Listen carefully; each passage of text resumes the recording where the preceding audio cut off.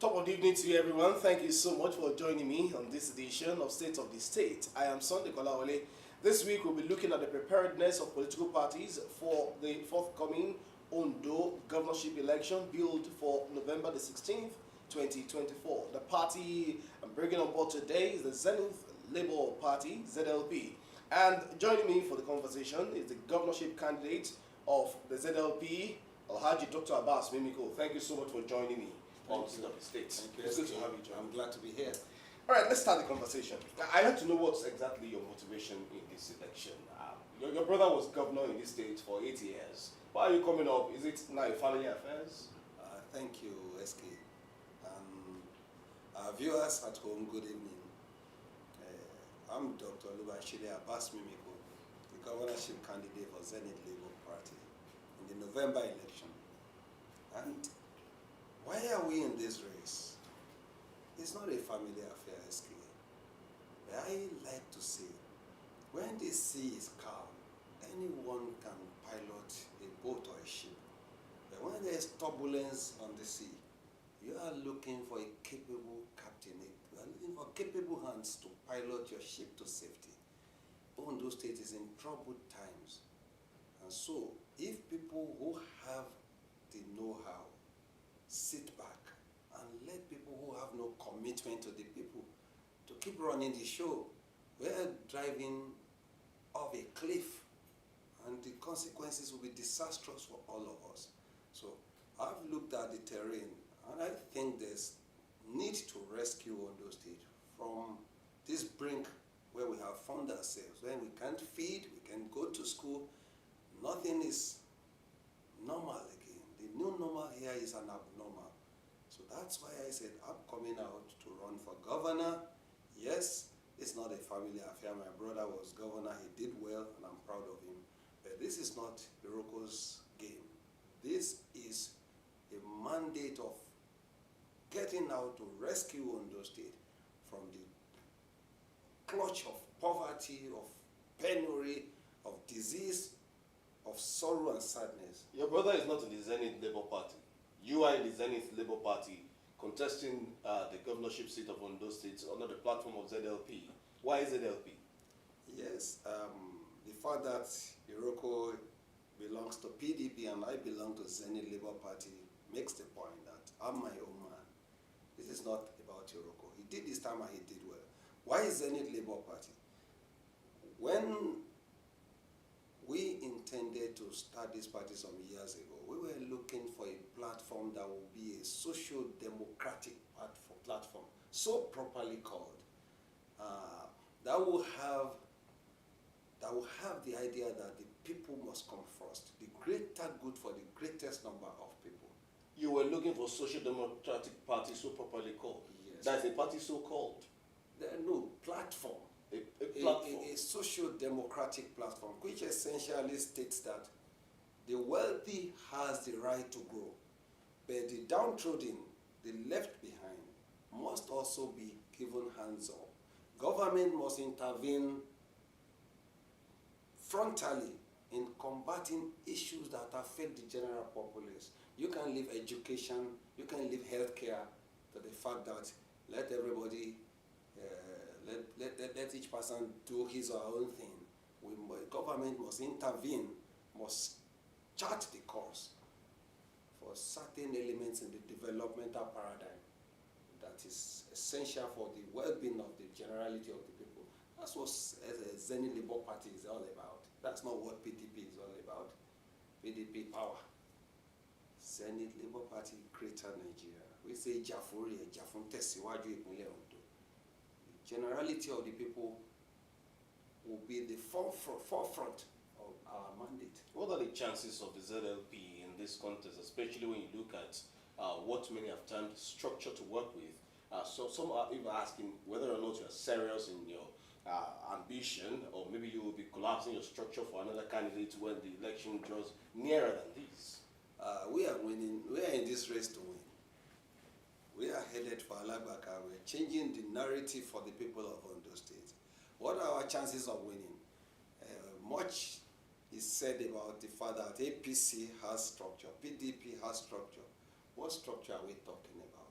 The people of Ondo State are our own structure, and the people will determine this. What structure do they have? What structure can APC in Ondo State boast of? When a cup of gari is selling for 200 naira, a single egg is selling for 200 naira. When people can no longer buy rice, they can't even buy fish, they can't feed their children. Children are going to school on empty stomach. Their school buses have been taken away from them. What structure are we talking about? Or is it PDP that was running the show? The candidate of PDP, Alhaji, was deputy governor for 4 years.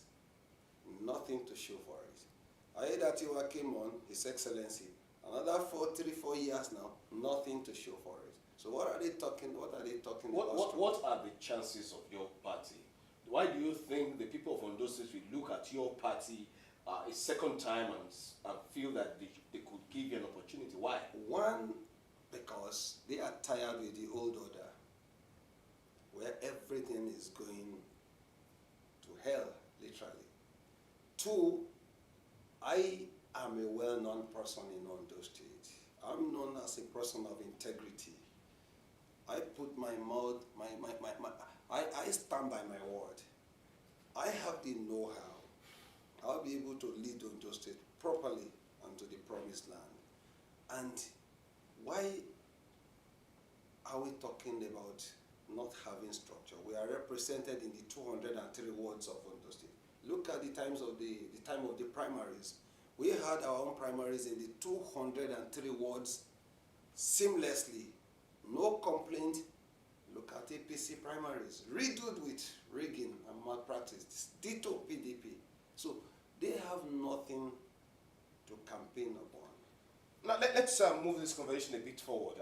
I'd like to know if you have the support and blessing of your brother, former governor of Ondo State. Of course, you should expect I will go to that angle. And I'm asking you this because there are concerns in many spheres that your brother, the former governor of Ondo State, has soft touch or sympathy or support for the incumbent governor of Ondo State, Lucky Aiyedatiwa. As a matter of fact, when you also look at the crop of spokesperson for the current administration, the spokesperson of former governor is also one of them, one of the spokespersons in this administration. So if you're putting one and one together, does not it seem that he will be supporting the incumbent and not his own brother in the forthcoming election? SK, it does not matter. Whether Iroko supports Aiyedatiwa or supports Agbola, I'm my own man. I'm winning on my manifesto. I'm winning on the fact that Ondo State needs purposeful leadership. So if Iroko, my brother, decides to support Aiyedatiwa, he is a free man. That points something out to us. He has his own political trajectory, I have my own. Yes, he did very well as governor of Ondo State, and I was one of the backbones of that administration, despite the fact that I had no political office. But in terms of the think tank that performed the so-called wonders of the Iroko administration, definitely I was there. So it does not really matter which party he supports. I'm not campaigning on the achievements of Iroko. I'm not campaigning and saying, hey, my brother, raise my hand up. No. Why does a governor need a big brother to shepherd him? I'm trying to lead the almost 6 million people of Ondo State. So we are running on our own agenda. Let Aiyedatiwa, His Excellency, come out with his own agenda. Let us see. He wants to do agriculture. So he says. We say, well, you were governor. You were acting governor for almost a year. You've been governor substantive for 7 months. You haven't planted a single corn, no yam, no cassava. What we are hearing is SA mobilization. So you're saying that you want to go into this election as in your own capacity? We are going into this election, SK, as Zenith Labour Party, Dr. Abbas Mimiko. I have the education, I have the pedigree. Look, I'm a medical doctor. I'm a psychiatrist, both certified by the American Board of Psychiatry and Neurology. I'm an agropreneur, so I know where it hurts. When you see a farmer's farm, cocoa farm being bulldozed, I know how they feel. I know where the shoe pinches. So we are running working on the 7 Ks of prosperity. Karije, we're going to banish hunger from Ondo State within 1 year. Food security for all. We're going to raise at least 5,000 to 10,000 hectares of cultivated land in every local government. We are going to make sure our citizens have gainful employment through it. We're going to have food banks in the 203 wards of Ondo State, where people can go with their card and buy subsidized food.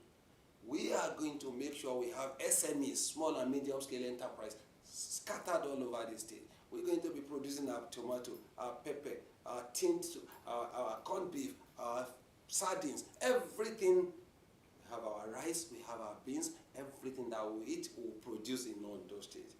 So that is Karije. Karimu talks about potable water for every citizen. We are going to make sure that every local government has a borehole rig. Each will drill a borehole a day. In 30 days, in 1 year, that gives you 300 boreholes per local government. In 4 years, that's 1,200 boreholes. You figure, there's no local government that will have 1,200 boreholes that won't have sufficiency. So if you as governor would be drilling boreholes in local government, what would local government administrators be doing? Or are you planning to steal local government administration?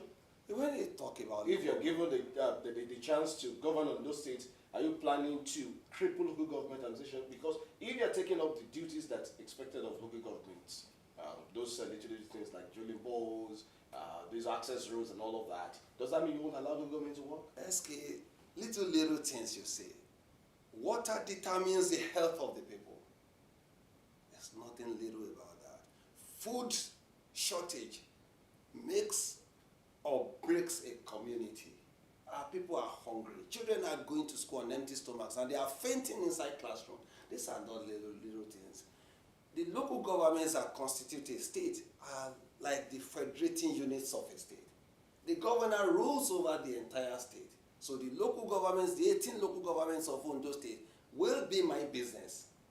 I will partner with the local government administration, chart the course for them, and make sure that our people get the dividends of democracy, be they in the hamlet, the villages, the towns, the cities. So there's nothing like it's easier, Dr. Mimiko. It's very easier for politicians. Now, you've been in the private sector for a long time.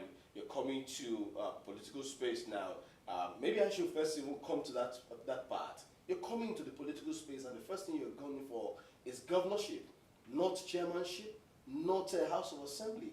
Why? Why are you not taking it little by little? Well, what is little by little? The ship of the state is drowning. Children are literally starving to death. Malnutrition rate in Ondo State is 33%. How much do you know Ondo State that you feel that you could be governor? I know Ondo State like the palm of my hand. I was born here. I did my primary education St. Paul's Primary School in Ondo State. I did my secondary school St. Joseph's College in Ondo State. I went to University of Lagos, worked in Lagos State for a while, went to the United States of America, came back to Ondo State to work. I'm an employer of labor in Ondo State. So I actually know. I'm not some candidate who came out of Lagos after spending many years in their business life to come and rule over us. I didn't come out of the blues. I know Ondo State very well. I know if we have Karije, food security, Karimu, potable water for everyone, Karina, rapid and aggressive industrialization to take our people out of these doldrums of poverty. A community, a country that does not produce cannot progress. We are going to turn Ondo State into the production powerhouse of Nigeria.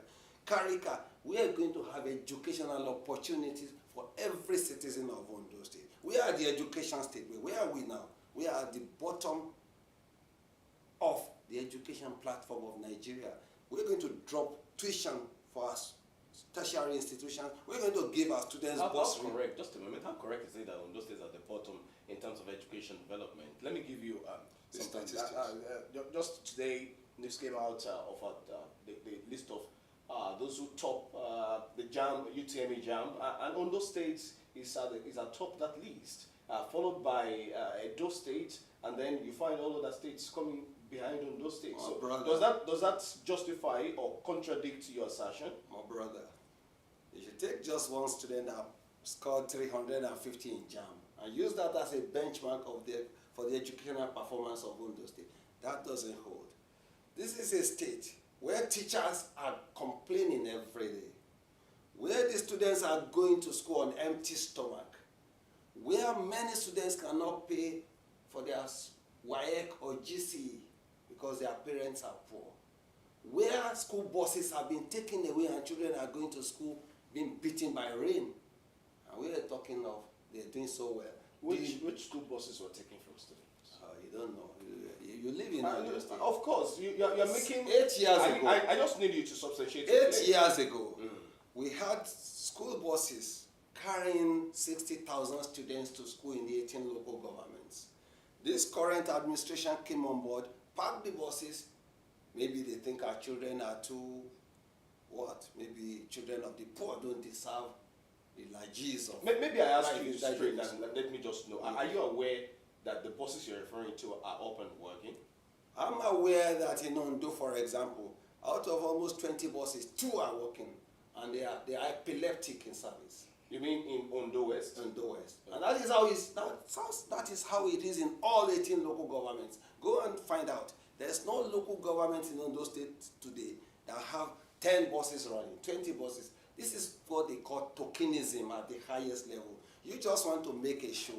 You took 18 buses from children, you bring 2 back. The 2 are running epileptically. Is that service? That is the same thing they do. They say we are hungry. They will bring a single bag of rice to a whole street of 1,000 people. You want them to pour the grains on the ground and pick it one by one?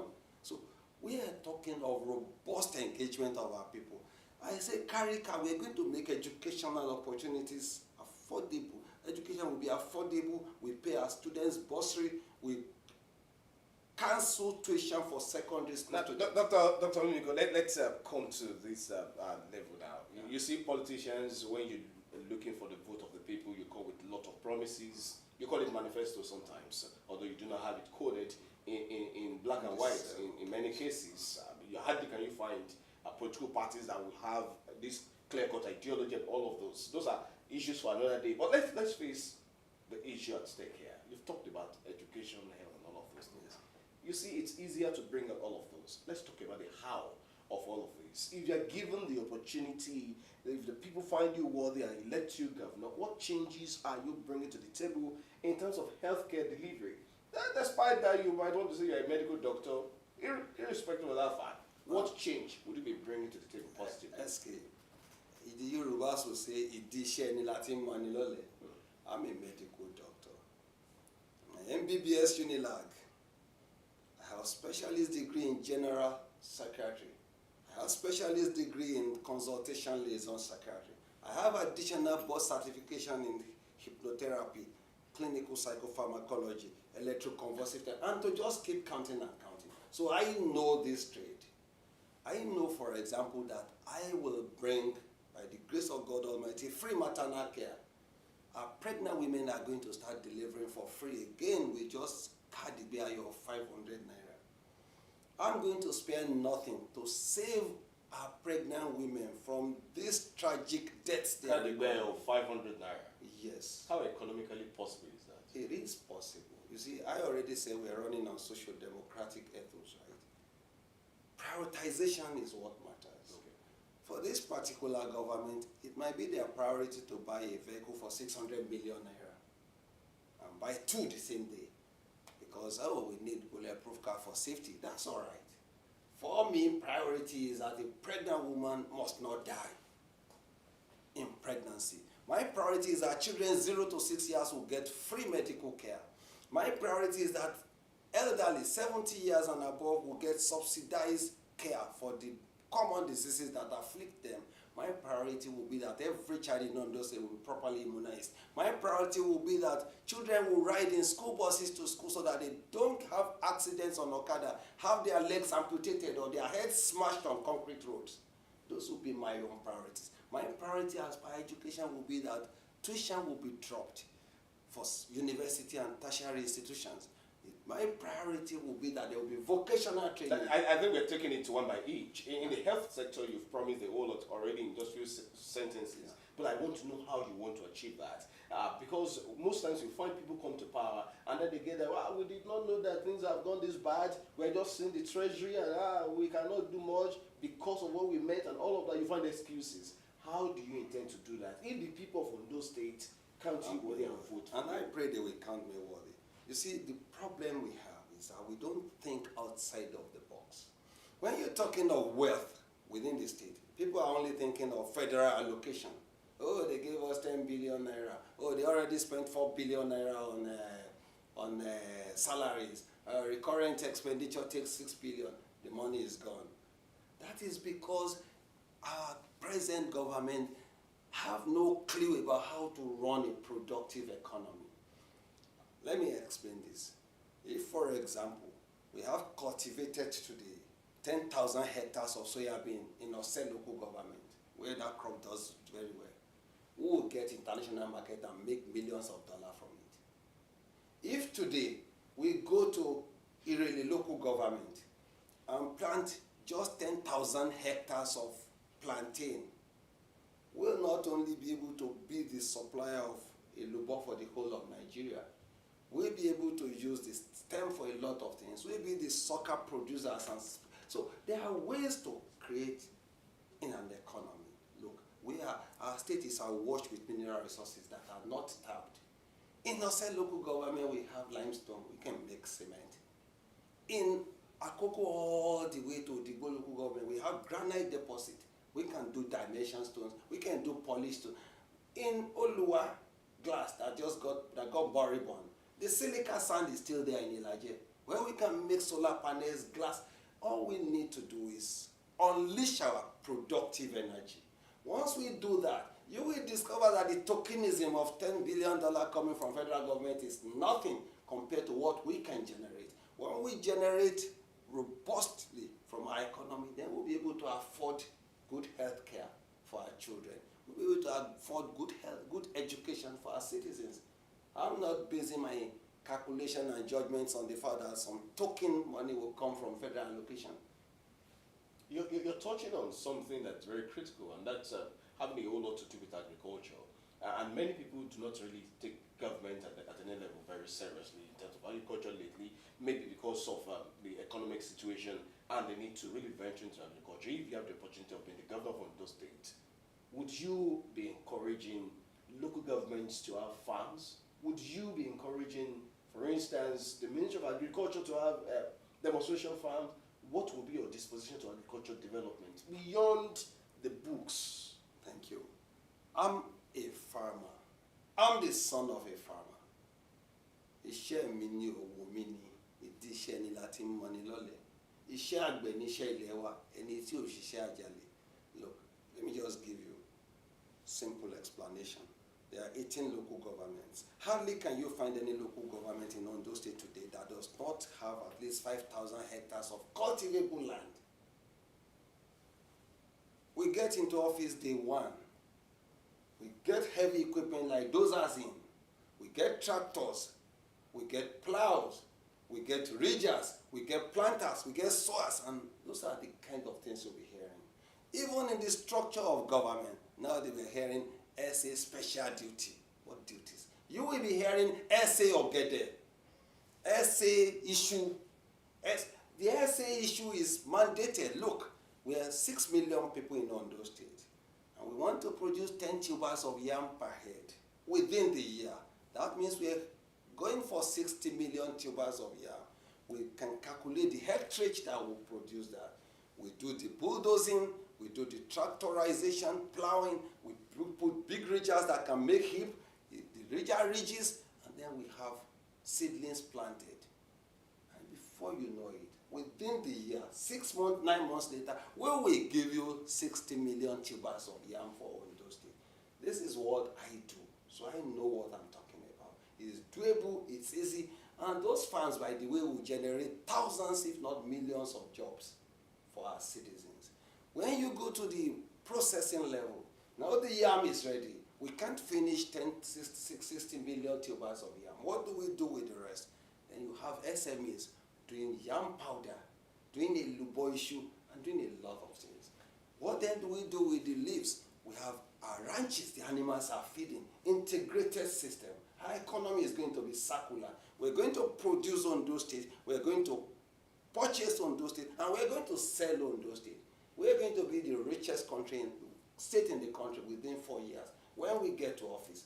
This is practical. We've worked the numbers and they add up. Well, interesting proposition, but then I still have to ask you, these things you're talking about, they must definitely be capital intensive. So how do you intend, apart from all of these will not be depending on federal allocation and all of that, would that not also be sounding like you'll be putting the burden of taxation on already the people that they feel they've been paying a whole lot to government and they expect more value from government at all levels? Thank you, SK. The same idea we're talking about. Why do we think we have to tax our people to death? Look, what is government doing for the people? Where do you want to get the money Currently, from? look, for example, let me give you an example. We are 220 million people in Nigeria, mostly hungry people that need food. I can point to you 1,000 investors internationally today who, if they find a purposeful government with the right intelligence quotient, with the right integrity quotient, that will bring money to do ranching, to do massive agriculture in Ondo State. I have no doubt, I know them. Many of them are my personal friends. So we're not talking theory here. We are going to sell our integrity. We are going to sell the fact that we run the most transparent government Nigeria has ever seen. We are going to sell our purposefulness. We have a relatively young, vibrant, educated manpower. So there's no reason why we can't draw foreign direct investment. Even local investors from within the country will prefer a destination where they can have a good return on their investment. That is the economy we're working towards in Ondo.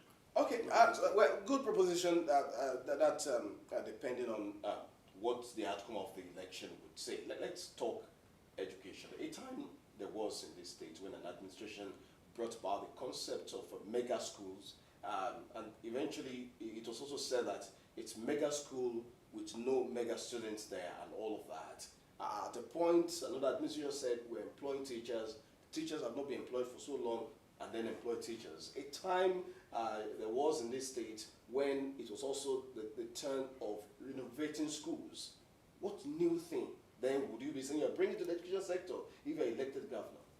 Number one, we first must understand that a state or a society cannot grow beyond the level of their education.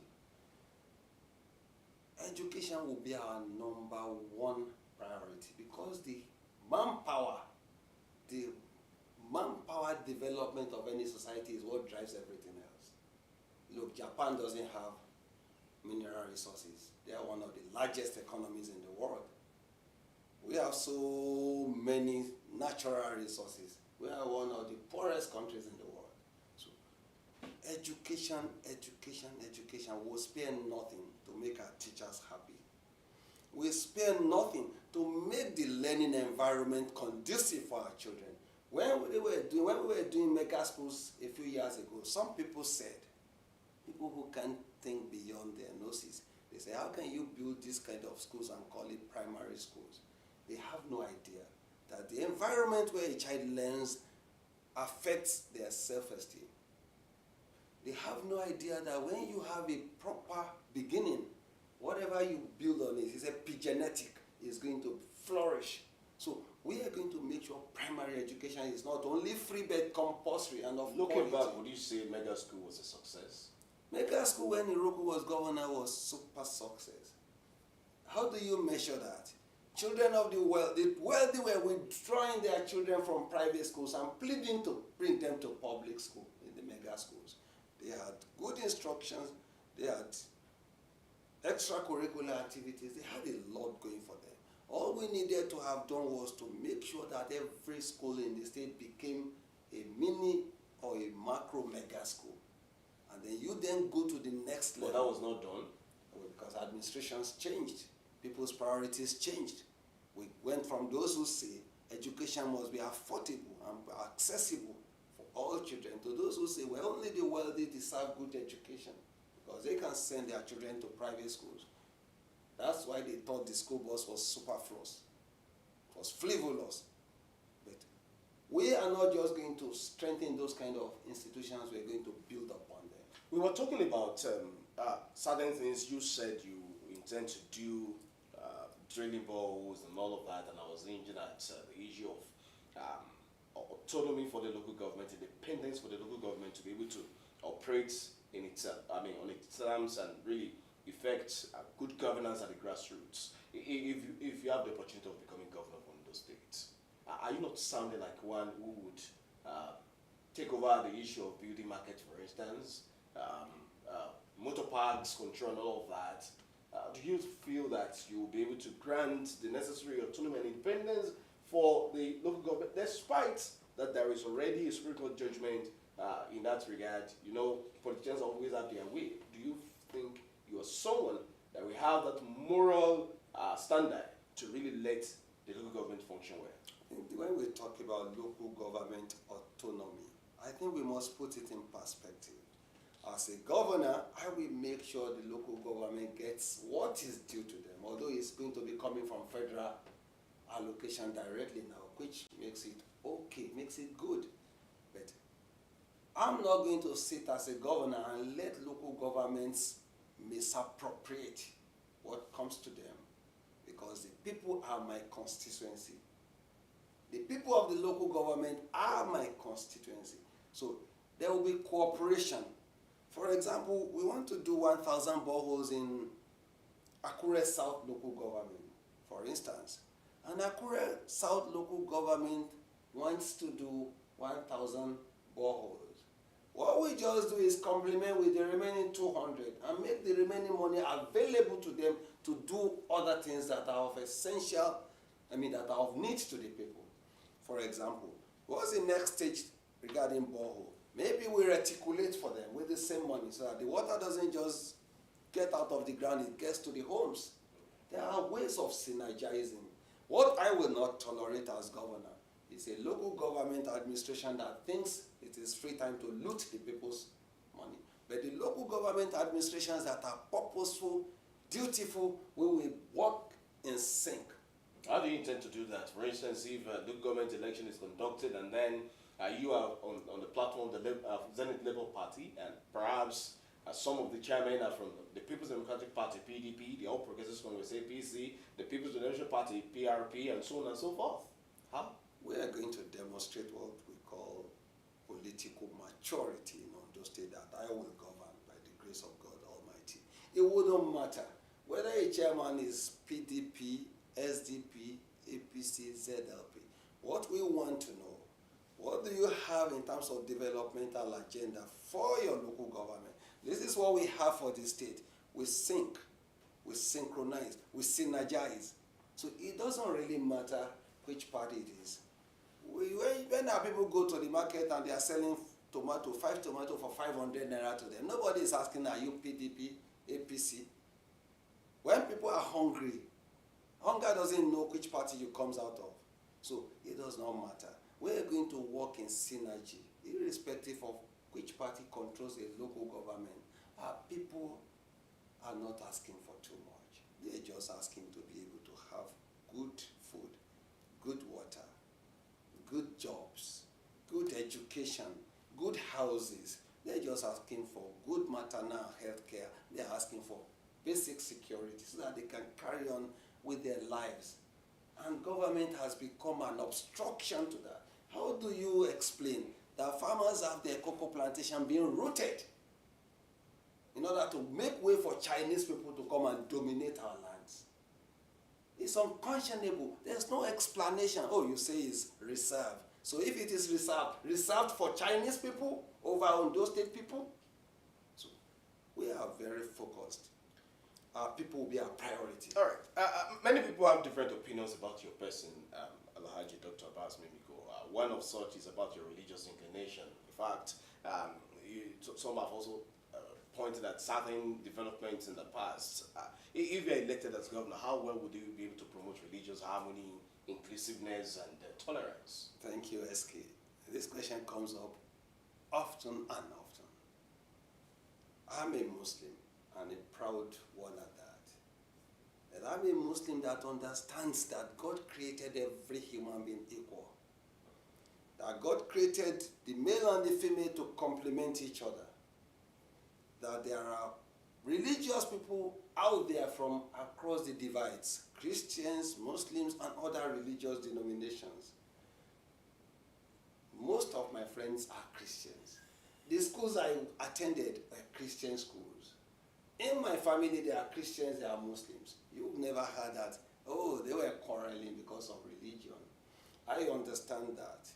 And it's going to be everybody being given the freedom to express their religious beliefs in the state I will rule. Look, Ondo State is Christian majority state. There are more pastors campaigning for me than imams because they know that I am not biased on religious grounds. They know that I will not discriminate between a Christian and a Muslim, that everybody will get their fair due. We are going to get pastors into government. Isn't it the Bible that says when the righteous rule, the people rejoice? We are going to get as many good people. We are not going to leave our state to people who have no commitment to God or to man to come and run things down. So they have told many of our pastors, get ready. In the areas of monitoring, in the areas of moral education, in the areas of handling very vital things, we are going to work together. So I'm a Muslim, and I'm very comfortable to say I'm a free citizen of Ondo State who loves the Christians and the Muslims equally. I will treat them as such. Well, grassroots development is one of very many advantages of democracy, if you agree with me. And some proponents of development says the best of approaches to development is the bottom-top approach. I don't know what is your own opinion or disposition to grassroots development. If you are given the opportunity to govern Ondo State, would you be just giving additional projects to localities or hearing from them what exactly they want? Thank you, my brother.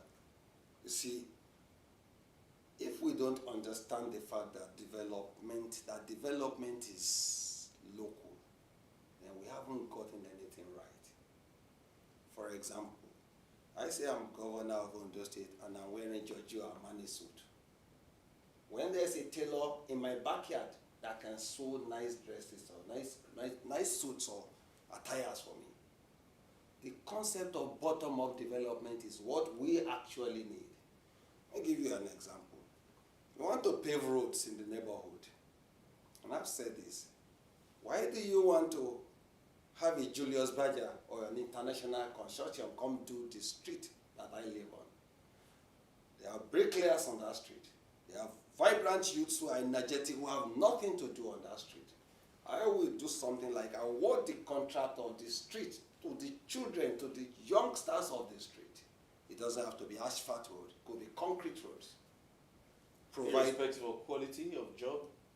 The quality of job is in the monitoring, it's in the leadership, it's in ensuring that nobody from top to bottom steals a dime. How do you monitor that if you are awarding contract to individuals or a group of individuals without being a consortium or company? It's so easy.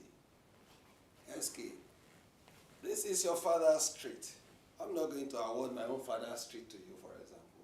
I'm going to award the road on your street, on your father's street to you, so that when you don't do it well, you know what happens to you. And they know your father's house, they know my father's house. But the point is, give them an expert who guides them. Let them do the bulldozing, the rolling, and all the all the bottom, the basic work. Give them cement, give them aggregates, give them sharp sand, give them stone dust, and let the bricklayer in the neighborhood lead them. They will pave their roads. We have governments in place now that believe that the people are useless for themselves. They can't do nothing for themselves.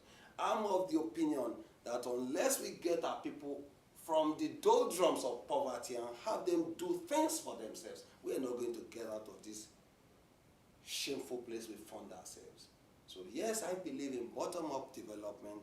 That's why when we do our SMEs, it's going to be done for individuals, not the state. So that if you are the pepper producer, tinned pepper producer, it's a citizen that will do it. It's not necessarily for the state. The state will back him or her up, but it's going to be his or her enterprise. When we do anything in the neighborhood, we're going to use people from that neighborhood. We're running a government of the Mekunu, by the Mekunu, for the Mekunu. That's our mantra. So why the Mekunu that's going to run it if it's by the Mekunu? I'm a Mekunu. Oh, really? The people that are going to vote for me are the Mekunus. The government they're going to run will be by the Mekunu. What that means is that if I come to the market, I'm not going to look for an SA market who is blowing big grammar because she has PhD marketing. I'm going to look for somebody in the market that the market women want. When I come to that market and he says, Your Excellency, welcome, we want to show you the market house. She could buy you money. It will loan so talk to me, because we make the mistake that our people are dumb. They are smarter than us. We just haven't given them the opportunity to rule themselves, to do things for themselves. That's my concept of these bottom-up approaches. The people will have the mandate to take their destinies in their hands. That's why our mantra is Jafuriye. Fight for your right. Seize your destiny in your hand and run with it. It's only when you have attained certain level of self-esteem, of accomplishment, of actualization, that you can help the next person. The US, they talk of an army of one. And you start to wonder, how can an army be an army of one? Isn't it a band of soldiers that become an army? But if each individual in that army is not doing his or her bit, you can't have an army.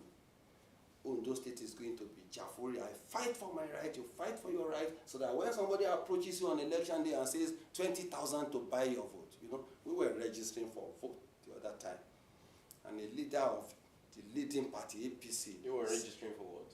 When we were doing the registration, voters registration exercise, voter card. we discovered that Zenith Labour was driving out registration. Go and register, go and... APC wasn't doing anything. PDP wasn't. And we were asking, are they not interested? And one of their leaders said, to buy the job, 20,000. What are you? You see how... Okay, then let's move on. Now, I'd like to know what's your connection with some companies, some factories, and so on and so forth, because this is one issue that has really bedeviled development in many spheres. Not living on those states alone. In fact, it's not exceptional on those states. I give an instance of abandoned projects. You find that successive administrations having that problem. For instance, you're from Ondo West. On your way to Ondo, that there was a proposal that would be an auto assemblage plant on your right, because you remember very well. Today, there's nothing of such. It's all you can find there are just bushes and nothing more. So what would be your disposition to starting a project and finishing it, or ensuring that you're not biting much more than you can chew? It's proper planning, SK. You don't jump into anything without doing the proper assessment from A to Z. I'll give you an example. Where I say I want to build 20,000 new houses in Ondo State for the citizens because we have critical shortage of houses. That is my goal, right? And it's going to be a mortgage, 20, 30-year mortgage. That's my goal, right? How do I find the cement? Well, we have deposits of limestone in Ondo State. So I already know that I'm going to get an investor to partner with us in mining and producing cement. Oh, what will be my gain? Oh, you are going to supply cement to build 20,000 houses. Any investor will jump on that.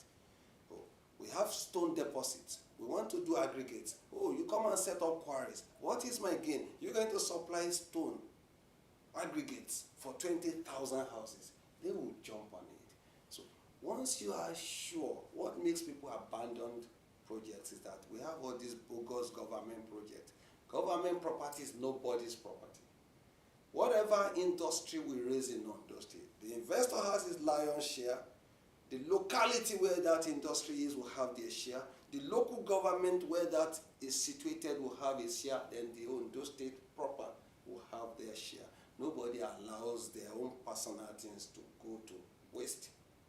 If Oluwa Glass were to be owned by people of Ilaje, it will still be running.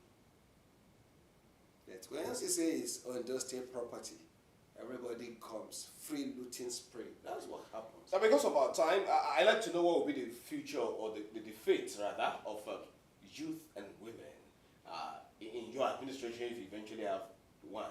That's if the people from those states decide to surely vote for by you. the grace of God. That's in the hands of the people. That's in the hands of the people that will be voting on election day. So if it does happen that they vote for you, what will be the fate of women, children, and the young ones, the youth? Children 0 to 6 years, you are government's children, free medical care. We're not going to negotiate that. Basic minimum, as a critical age in which their brains have to develop and their physical body has to develop. Number 2, for our women, free maternal care is going to be guaranteed. You're not going to die in front of mother and child because you can't have 300,000 naira to do cesarean section. It will be free, it will be of quality. Women are going to be given generous revolving loans so that they don't have to kumule lantern, they don't have to sogundogoji. Now many women drink sniper because they can't bear the burden of interest on the loans that they're borrowing. Our women are going to be treated as queens, so properly called. And we are going to ensure that our youth, that's the energy, the drive that we'll have. We will populate our government with young, vibrant people and women. At least the political offices will have up to 30% women. And not just tokenism, not just in the bottom rung, across board.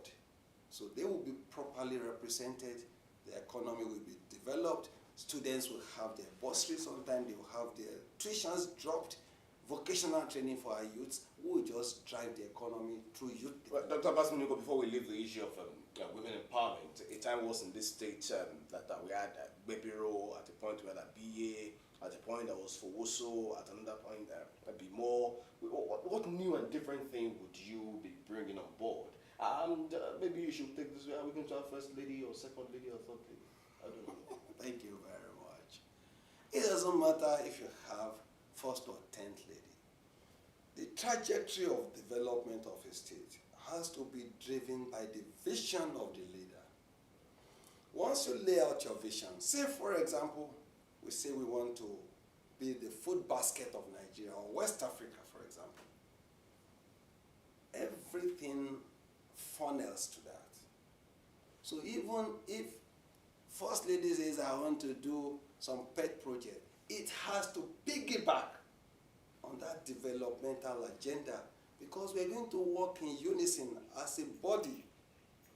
So, for example, we're doing agriculture on massive scale. Anything that has to do with NGOs, First Ladyhood, all of them. Maybe the First Lady is doing things to contribute to women in agriculture, like the First Lady of Nigeria is doing very well now. Our sister, Her Excellency Remi Tinubu, she is doing a marvelous job regarding that. And she's really impacting women's life across the nation. So we will make sure that we don't do dissonance, Ondo State that I will run. Everything will be in sync.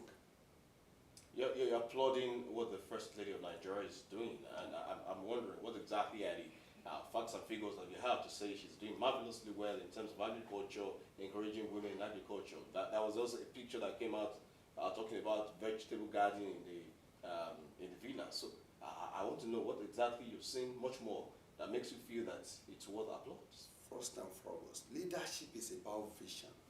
It's about setting an agenda that people can latch onto. The fact that the First Lady, delectable, incredibly intelligent woman, says that I want to get women to be engaged in productive life through agriculture. That alone is applaudable. You may not be able to measure in terms of what is achieved in 1 year. The fact that she's changing mindsets, as the former senator, First Lady of the Federation, is promoting women in agriculture is something to praise. The president, for example, people want him to change the country in 1 day. It's the governors that will do the needful. When Niger State wanted to be great in agriculture, didn't President Bola Ahmed Tinubu support them? Didn't he get them all the international connections? See what they're doing there. When Abia says, no, we have no boundary with the sea, but we want a seaport. These are visionary leaders. Now they're trying to develop a seaport in Abia. What are our own people here doing other than rooting farmers' cocoa and selling it off to Chinese people? What are they doing for our people? The governor says, I will feed my people 1.5 years into office. Gari, cassava is 6 months. Yam is 9 months. Or 6 months. Cocoyam is 6 months. NY is 3 months. Rice is 3 months. You use 1.5 years to prepare to feed us. What are you going to do? Time is no longer on our side, but finally, if by any chance the people from Ondo State vote for you and then you're governor of Ondo State, how well would you focus on sports development? Thank you very much. Our 7 Ks of prosperity. One of it is Lera, health, which is wealth. Part of that project is that sports development will take a pride of place, not just for the sake of physical fitness alone, not just as a way of life that a healthy mind in a healthy body, but also as business. Sports entertainment is big business all over the world. You can imagine if you produce an Mbappe in Ondo State. The family will be awashing billions of naira. The community will be glad they produce a son like that or a daughter like that. So we are going to spend heavily to develop sports in Ondo State. We're going to promote our sportsmen and women. We're going to market them internationally to bring our economy to a greater height. Alhaji Dr Abbas Mimiko is the governorship candidate of the Zenith Labour Party in the forthcoming governorship election in Ondo State, billed for November the 16th, and he's been telling us his plans and programs for the people if they vote for him in the forthcoming election. Like I did tell you, Osrc is the station of the people. We will run everything professionally and as it should be. That's why it's a level play field for every candidate, for every political party. And we've had the governorship candidates of the NNPP, now the ZLP, and we do assure you all parties will be well represented in our programming as we've always been doing. I thank you so much, Dr. Mimiko, for coming to the state. Thank you so much. My pleasure. Everyone, this is the size of State of the States today. It's been an engaging engagement, I must say, and of course it returns next Thursday, God willing. I am Sunday Kolawole. Please enjoy the rest of the evening.